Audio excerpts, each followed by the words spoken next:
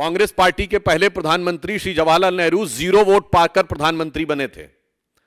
अप्रैल 1946 में कांग्रेस कार्य समिति की बैठक में 16 कांग्रेस कमेटियों में से एक ने पट्टाभी सीतारमैया को और एक ने कृपलानी जी को वोट दिया था और बाकी सारे के सारे वोट सरदार पटेल को मिले थे और 0 वोट जवाहरलाल नेहरू को मिले थे। और इस बात की उस घटना के अंदर का point by point, minute by minute reference Kripalani की किताब माई डेज विद गांधी में है, मौलाना आजाद की किताब इंडिया विंस फ्रीडम में है, दुर्गा दत्त की किताब India from Curzon to Nehru and thereafter में है। और जो अंतिम प्रधानमंत्री हुए, हो सकता है कि वो व्यवहारिक दृष्टि से कांग्रेस पार्टी के अंतिम ही प्रधानमंत्री भविष्य के लिए सिद्ध हों, doctor Manmohan Singh, the accidental prime minister, उनको कोट कर रहा हूं। प्रणब मुखर्जी जी की पुस्तक का विमोचन करते समय सोनिया गांधी जी की उपस्थिति में स्वयं डॉक्टर मनमोहन सिंह जी ने कहा कि जब मुझे प्रधानमंत्री बनने के लिए कहा गया तो मैं प्रणब दा के पास गया, मैंने कहा प्रणब दा आप मुझसे अधिक योग्य हैं। डॉक्टर मनमोहन सिंह कहते हैं प्रणब दा आप सबसे अधिक योग्य हैं, मगर मैडम ने मुझे कहा है। लोकतंत्र का अद्भुत स्वरूप है। पहले प्रधानमंत्री से लेकर अंतिम प्रधानमंत्री तक, 0 वोट से लेकर 0 वोट तक प्रधानमंत्री बनाने वाले लोग आज कहते हैं कि लोकतंत्र हमें समझ में नहीं आता है और लोकतंत्र के वास्तविक रक्षक वो हैं। फिर मैं कह रहा हूं, भारत के इतिहास में इनके जितने प्रधानमंत्री बने, इंदिरा गांधी जी क्या चुन के आई पहली बार? नहीं, कांग्रेस के अंदरूनी लड़ाई, इंडिकेट सिंडिकेट की लड़ाई में गूंगी गुड़िया के रूप में आई। स्वर्गीय राजीव गांधी जी का चुन के आए? नहीं, इंदिरा जी की दुखद हत्या से उपजी परिस्थितियों के कारण बनाए गए। श्री पीवी नरसिम्हा राव कैसे बने सबको पता है और डॉक्टर मनमोहन सिंह सबको पता है।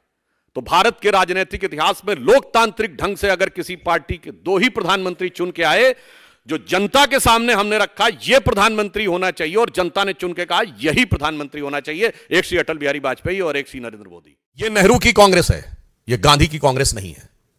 क्योंकि महात्मा गांधी का तो राजनीतिक दर्शन था राम राज्य, महात्मा गांधी का नित्य का भजन था रघुपति राघव राजा राम। महात्मा गांधी की समाधि पे लिखा हुआ है हे राम, और आज उस राम राज्य की प्राण प्रतिष्ठा का प्रारंभ हो रहा है, श्री गणेश हो रहा है, और आप उसके साथ नहीं खड़े हैं। इसका मतलब बहुत साफ है कि यह गांधी की कांग्रेस और नेहरू की कांग्रेस का अंतर भी अब बिल्कुल साफ हो गया है। और आज इस अवसर को जो इन्होंने अपने हाथ से गंवाया है, यह कांग्रेस के अंदर का भारतीय संस्कृति, हिंदू धर्म और हिंदुत्व के प्रति जो विरोध है उसको दर्शाता है। अब बताइए इससे ज्यादा क्या होगा कि श्री राम जन्मभूमि केस में जो बाबरी मस्जिद पक्ष के पक्षकार इकबाल अंसारी थे, उनको इनवाइट किया गया है।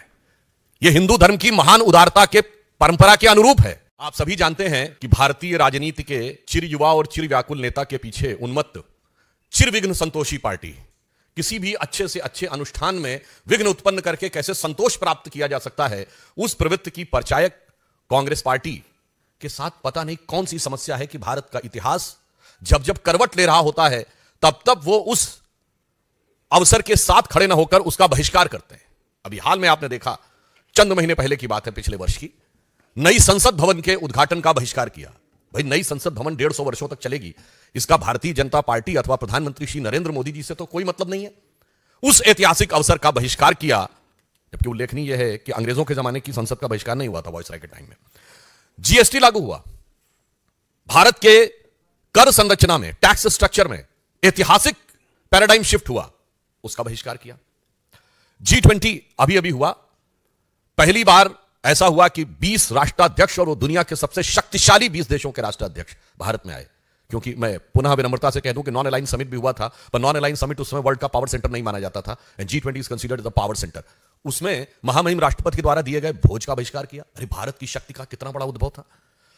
हमारे पूर्व राष्ट्रपति रामनाथ कोविंद जी और द्रौपदी मुर्मू जी के अभिभाषण का बहिष्कार किया, जबकि वो हमारे राष्ट्र के प्रथम नागरिक हैं, परंतु ये एक संयोग की बात थी। देखिए, एक अनुसूचित जाति से थे, एक अनुसूचित जनजाति से थी, इसके बावजूद आपने बहिष्कार किया, और अभिभाषण का बहिष्कार करके आपको मिलना क्या था, यह भी बहुत स्पष्ट था। याद करिए, कारगिल विजय दिवस 2004 के बाद 2009 तक नहीं होता था। क्यों कांग्रेस ने बहिष्कार किया था कारगिल विजय दिवस का? भारतीय जनता पार्टी के प्रखर प्रतिरोध के बाद आधे अधूरे मन से रस्म अदायगी के लिए 2009 के बाद शुरू किया, और अब हम उसको गर्व के साथ मनाते हैं। जब मई 1998 में पोखरण विस्फोट हुआ अटल बिहारी वाजपेयी जी की सरकार के नेतृत्व में, कांग्रेस ने 10 दिन तक बयान ही नहीं दिया, और फिर उसके बाद भी नकारात्मक प्रकार की प्रक्रियाएं, जबकि भारत ने पहली बार कहा था कि we have declared now we have become the nuclear state. कितना बड़ा ऐतिहासिक परिवर्तन था, परंतु उसके भी ये विरोध में खड़े हो गए। और तो और, पूर्व राष्ट्रपति प्रणब मुखर्जी जी जो आप ही की पार्टी के थे, उनके भारत रत्न समारोह का बहिष्कार कर दिया। इसी बहिष्कार के चलते हुए जनता भी क्रमशः उनको सत्ता से बहिष्कृत करती चली जा रही है, परंतु उनकी बुद्धि परिष्कृत होने का नाम नहीं ले रही है। आज जब अयोध्या में श्री रामलला विराजमान की प्राण प्रतिष्ठा होने जा रही है और उस समय एक बार पुनः कांग्रेस ने अपनी उसी प्रवृत्ति के अनुरूप, क्योंकि यह भारत के इतिहास का ऐतिहासिक पल है, यदि आजादी 800 साल की गुलामी के बाद हमें मिली थी 1947 में, यद्यपि कांग्रेसी कहते हैं 200 साल की गुलामी, हम कहते हैं 800 साल की गुलामी, तो यह 500 साल के संघर्ष के बाद भारत का वह स्वाभिमान उभर कर सामने आने जा रहा है जिसके के लिए सरदार पटेल ने कहा था सोमनाथ मंदिर की प्राण प्रतिष्ठा के समय कि जब जब भारत स्वतंत्र हुआ था तो सोमनाथ की अट्टालिकाओं ने आकाश को छुआ था। और उस अवसर पर यहां एक बात और स्पष्ट करना चाहता हूं, कांग्रेस अपनी प्रवृत्ति के अनुरूप है। मैं आप लोगों के सुलभ संज्ञान के लिए कोट करना चाहता हूं कि जब सोमनाथ मंदिर की प्राण प्रतिष्ठा हो रही थी तो जवाहरलाल नेहरू जी ने 24 अप्रैल 1951 को जाम साहब दिग्विजय सिंह, जो कि उस समय सौराष्ट्र के प्रमुख थे, यानी like technically the chief minister, और उन्होंने जब इनवाइट किया तो नेहरू जी ने क्या लिखा था मैं बताना चाहता हूं, इसलिए कि कांग्रेस उसी परंपरा में चली आ रही है। उन्होंने लिखा कि इस कठिन समय में समारोह के लिए मेरा दिल्ली से आना संभव नहीं है, पर आगे महत्वपूर्ण बात लिखी, इस समारोह के बारे में मैं अपने विचार साफ कर देना चाहता हूं।